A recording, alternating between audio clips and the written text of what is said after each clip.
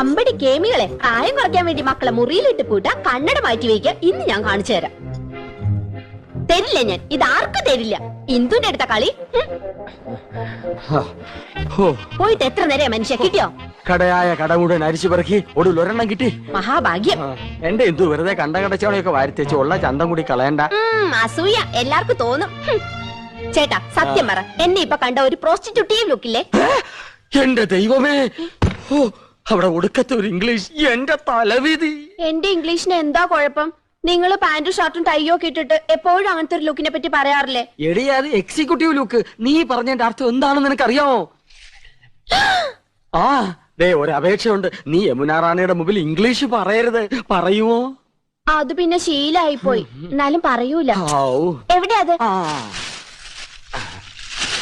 ഇതാ. അയ്യോ, ഇത് നീളം വളരെ കുറഞ്ഞു പോയി. എന്നെ കൊണ്ടൊന്നും പറയിക്കണ്ട.